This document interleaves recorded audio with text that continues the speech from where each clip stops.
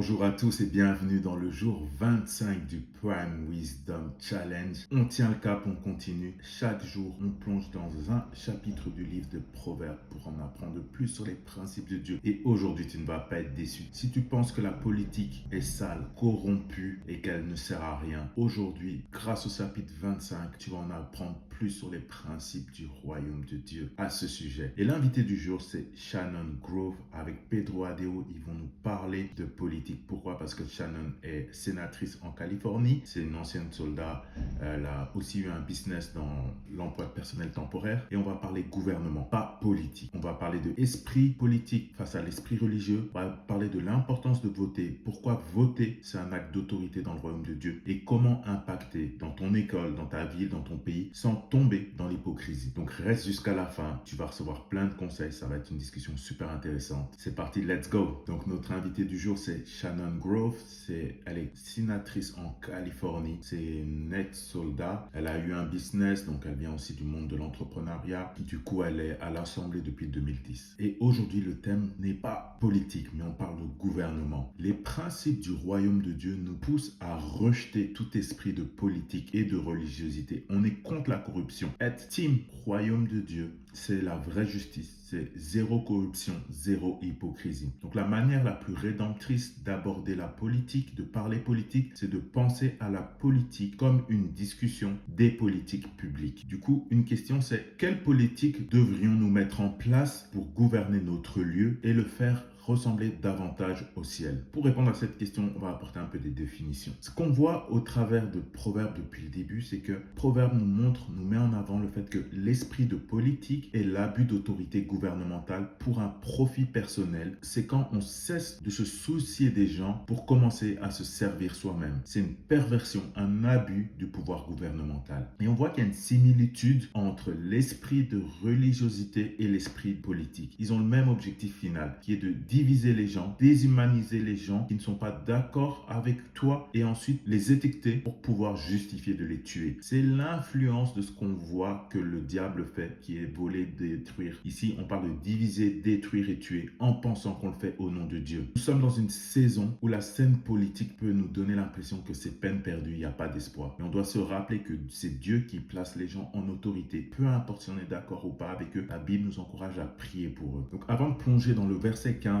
Shannon nous dit que Dieu a envoyé Jésus pour sauver le monde. Il n'a pas envoyé son fils pour juger le monde. Et donc de cette manière-là, il ne l'a évidemment pas envoyé elle, ni toi, ni moi, ni personne d'autre pour juger le monde à sa place. Le verset 15 nous dit: par la patience, on peut persuader un dirigeant et une langue douce peut briser toute résistance. Ça met en avant le fait que nous sommes appelés à aimer les gens même quand nous ne sommes pas d'accord avec eux. Quand tu es un roi, donc ça veut dire une personne en autorité, en influence, être attentionné et montrer de l'amour parle plus fort que les mots. Le verset 2 nous dit: la gloire de Dieu, c'est de cacher les choses. La gloire des rois, c'est d'examiner les choses. C'est notre travail de chercher ce que Dieu est en train de faire. Shannon est sénatrice de la Californie. Elle est responsable de 1 million de personnes en Californie. C'est donc son travail de chercher ce que Dieu veut faire pour ces gens. Dieu opère de cette façon. Dieu ne se cache pas de nous. Il cache des choses pour nous. Jésus parlait en parabole parce qu'il ne voulait pas que des gens comprennent. Seuls ceux qui cherchaient vraiment le sens profond recevaient la révélation. Parce que c'est important, dans le royaume de Dieu, tu es responsable de gérer la révélation que tu as compris. Et donc du coup, parce que Jésus est bon, il ne va pas t'imposer une révélation que tu ne veux pas vraiment. C'est lourd, hein? Ce serait injuste de déverser une révélation sur des gens qui ne la veulent pas ou qui ne sont pas prêts ou disposés à gérer. Tu seras tenu responsable de ce que tu ne gères pas. Donc, il cache des choses pour nous. Nous n'avons aucun moyen de prouver à quel point nous avons faim tant que nous ne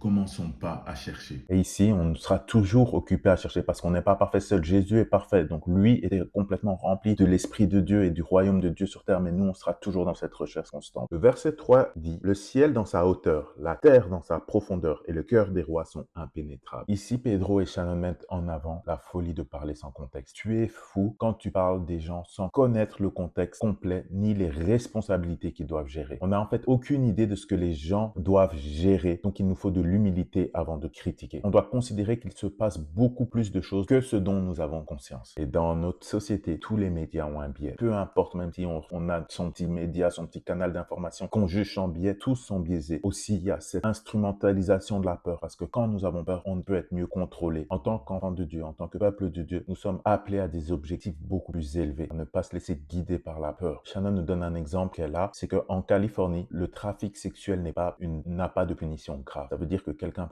peut pratiquer le trafic sexuel sur un membre de sa famille ou peu importe, et il va purger une petite peine de 4 ans et puis il y aura une remise de peine. S'il repurge, s'il recommet l'acte, il va peut-être doubler la peine, mais on ne peut pas faire de la prison à vie pour cet acte. C'est dingue, mais c'est la réalité. En plus, il y a beaucoup de gens qui font de l'argent sur ce commerce, ce business, les hôtels ou autres, parce que Shannon est sorti du cadre de cet état d'esprit de religiosité, de parti, de politique. Un sujet comme ça demande un groupe de travail pour aborder cette législation. Et tu sais pas ce qui se passe dans la tête des autres. Elle a pu travailler avec des gens de différents bords. On est appelé à des choses plus grandes. Il faut pouvoir sortir de sa case et se refocaliser sur les choses qui sont importantes. L'esprit de religiosité va nous amener dans des distractions et va nous empêcher d'intervenir sur les sujets qui comptent vraiment. Du coup, engageons-nous. Nous devons nous engager. Si tu as une assemblée citoyenne, partage tes idées, peux rencontrer les gens, leur offrir de la prière. La Bible est un livre qui parle de politique. Tu ne peux pas penser que tu suis Dieu sans apprendre sur les systèmes gouvernementaux. Le royaume de Dieu est un système pour le gouvernement de Dieu dans nos cœurs. L'ecclésia, l'église, dans son étymologie, dans son mot, est un mot gouvernemental. À l'origine, c'est un rassemblement de gens qui se rassemblent pour discuter des affaires de gouvernement. Alors, le verset 4 et 5 nous encourage à prier contre la méchanceté. Retire les impuretés de l'argent et le fondeur en sortira un vase. Retire tout méchant de l'entourage du roi et son trône s'affermira par la justice. Ok, si tu es croyant, si tu aimes Jésus, peu importe ton bord politique, peu importe ton background, est-ce qu'on peut être d'accord pour dire que nous devrions prier contre la méchanceté? Pas contre les gens méchants. Ici, on veut vraiment mettre en avant le fait que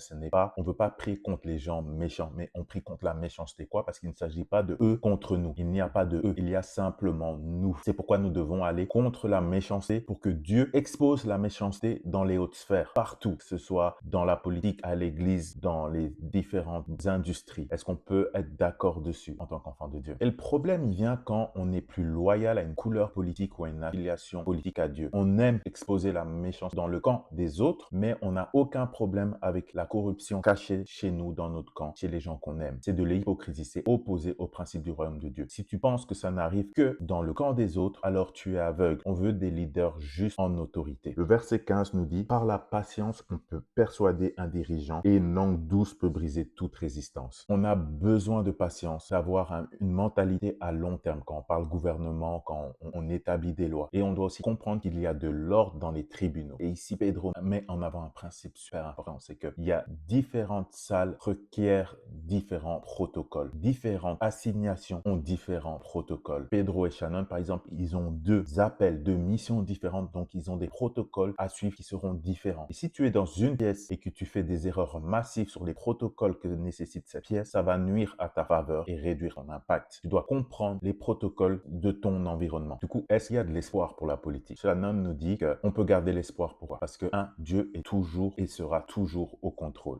Peu importe qui est au pouvoir, on doit être reconnaissant de vivre dans nos pays, principalement pour les pays occidentaux. On peut avoir beaucoup de besoins, les choses peuvent sembler graves. On doit se rappeler que comparé à d'autres, on jouit de droits, on doit d'abord être reconnaissant. Ensuite, il est nécessaire qu'on s'engage et d'avoir un impact, et c'est possible. Au-delà du vote, Shannon met en avant que le fait qu'en Californie, chrétiens sont le bloc d'électeurs avec la plus faible propension à voter. Du coup, voici des questions qu'on doit se poser. Est-ce que tu sais qui te représente? Est-ce que tu as voté pour ceux qui sont en place actuellement? Est-ce que tu as déjà parlé avec eux? Il faut penser que les autorités en place ont un pouvoir et une autorité sur ta vie, sur l'éducation, le business, la foi. Ils dirigent ta vie et du coup, parce qu'ils dirigent nos vies, parce qu'ils dirigent ma vie, on devrait savoir qui ils sont. On doit s'intéresser et on peut s'engager dans le processus à ces différents niveaux et s'engager donne accès. Donc la citoyenneté va avec des privilèges et des responsabilités. L'un des deux est de gérer ton vote. Une question intéressante, c'est comment les églises peuvent pousser, encourager cette démarche. Elle nous donne des exemples aux États-Unis. Il y a des églises qui organisent des dimanches bulletins de vote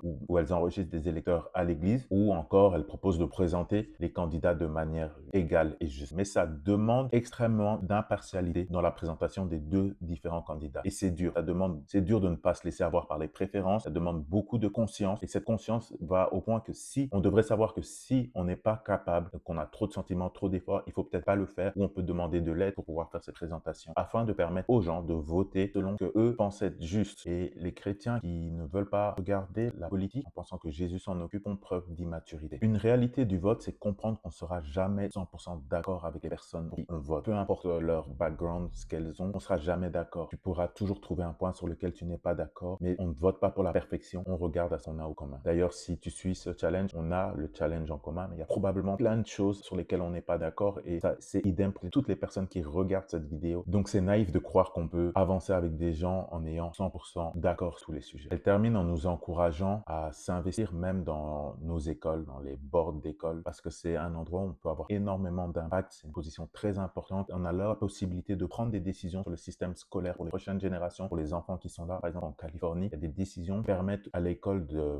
prendre des décisions sur les enfants sans avertir les parents. C'est pour ça que ton engagement compte. Pour ceux qui se disent, bah, tiens, la politique, c'est tellement corrompu, ça sert à rien, il faut savoir que ça sert. Même si ça semble être le contraire, mais chaque vote compte. Il y a des décisions qui sont prises parce qu'il y a une différence de 10 votes. Et ensuite, si tu ne votes pas, ne te plains pas du processus. Pedro, pendant longtemps, il n'a pas voté. Il dit, vraiment, il s'est mis à voter, c'est en 2020, donc c'est vraiment très rare parce qu'avant, il s'en fichait. Il disait que je ne m'en fiche de ce qui se passe à la Maison Blanche. Je me soucie juste de ce qui se passe dans ma maison. Je contrôle ma vie. C'est un peu l'avancée d'entrepreneur. Mais après avoir enseigné le royaume de Dieu, après avoir grandi dans la compréhension du royaume de Dieu, il a compris qu'il ne pouvait pas avoir d'autorité sur le gouvernement s'il ne vote pas. Les principes du royaume de Dieu opèrent beaucoup sur le principe d'autorité. Tu abandonnes ton autorité quand tu ne votes pas. Et du coup, tu ne permets pas que Dieu puisse t'utiliser dans cet espace. Tu ne permets pas à Dieu de t'utiliser dans la politique parce que tu ne participes pas, parce que tu ne votes pas. Donc pour terminer, Dieu utilisera tes dons, talents, ton parcours, ton arrière-plan pour son plan. Donc engageons-nous, allons de l'avant. Personnellement, c'est un sujet super intéressant. Moi, je suis pas trop politique, j'aime pas trop la politique, mais finalement, j'ai été exposé petit à petit à beaucoup de politique. Pourquoi? Parce que je veux m'engager dans ma société et du coup, des portes se sont ouvertes. Quand je parle de politique, je parle de même à l'université, j'étais engagé dans la présidence d'un mouvement étudiant. Tout ça, c'est pas question politique, mais c'est simplement un désir de voir le changement, et on a pu inviter au Parlement, on a pu rencontrer des présidents, et ça, c'est simplement ce désir d'engagement. Comme je dis, je suis pas trop politique, mais je veux vraiment m'engager. Je dis pas que je ferai de la politique, mais ce que je dis, c'est que je prends conscience de la responsabilité